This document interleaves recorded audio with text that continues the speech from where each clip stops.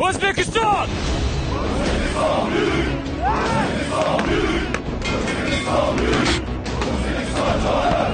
So'nggi yillarda davlatimiz rahbari tomonidan jamiyatimizning barcha jabhalari qatorida mudofaa va xavfsizlikni ta'minlash sohasida ham keng ko'lamli islohotlar amalga oshirilmoqda. Ana shu ijobiy o'zgarishlar doirasida davlat xavfsizlik xizmatining maxsus o'quv poligoni infratuzilmasi takomillashtirilib, yangi o'quv va maishiy obyektlar barpo etildi. Eng asosiysi bugungi kunda o'quv markazida bizlar qurolli kuchlar tizimidagi askar va jangchilar bilan hamkorlikda o'quv mashg'ulotlarimizni o'tkazish qobiliyatiga ega bo'ldik. Olib borilgan qurilish va rekonstruksiya ishlari natijasida o'quv obyektlari soni 3 baravarga oshirilib, poligonda bir vaqtning o'zida 800 nafar harbiy xizmatchi shug'ullanishi mumkin. Bundan tashqari, poligonda harbiy xizmatchilar uchun 200 kishilik oshxona va yotoqxonalar yangidan qurilib, shaxsiy tarkibning murakkab amaliy o'quvlaridan keyin dam olish va hordiq chiqarishi uchun yetarlicha sharoitlar yaratildi. Biz xizmat qilgan davrda bunchalik holatda emas edi.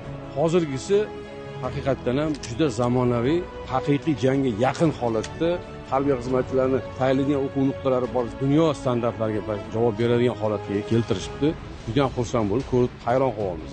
Ya'ni harbiy xizmatchilar kelib bu yerda mashqlarni o'tib, jismoniy yuklamalarni olgandan keyin borib yotoqxonada bemalol o'zlariga kelib, hordiq chiqarib, dam olib, keyingi kundagi mashg'ulotlar tayyorgarlik ko'rishi mumkin.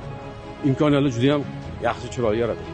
Bugun dunyo va mintaqada kuzatilayotgan qurolli to'qnashuvlar va harbiy mojarolar tahlili shuni ko'rsatmoqdaki, maxsus bo'linmalarning tayyorgarligini yanada takomillashtirish, sohada qo'llanilayotgan yangi taktik usul va uslublarni muntazam amaliyotga tatbiq etib borishni vaqtning o'zi taqozo etmoqda. Jumladan, poligonda taktik va maxsus taktik tayyorgarlik bo'yicha mutlaqo yangi o'quv obyektlari yaratilib, unda harbiy xizmatchilar tunnellar, yer osti yo'llari va okoplarda jang olib borish bo'yicha amaliy ko'nikmalarni oshirish bilan bir qatorda ekstremal vaziyatlarda tezkor qaror qabul qilish va turli ruhiy bosimlarga bardoshlilik sifatlarini yanada kuchaytirishga erishiladi.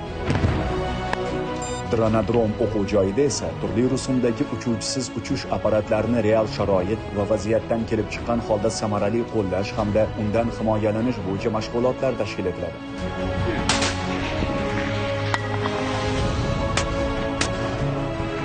Xulosa o'rnida aytganda, mazkur dala o'quv maydoni zamonaviy xavf-xatar va tahdidlarga qarshi samarali kurasha oladigan, o'z kasbining haqiqiy professionallarini tayyorlash, ularning malaka va ko'nikmalarini yanada rivojlantirish pirovardida mamlakatimiz xavfsizligini ta'minlashda muhim omil bo'lib xizmat qiladi.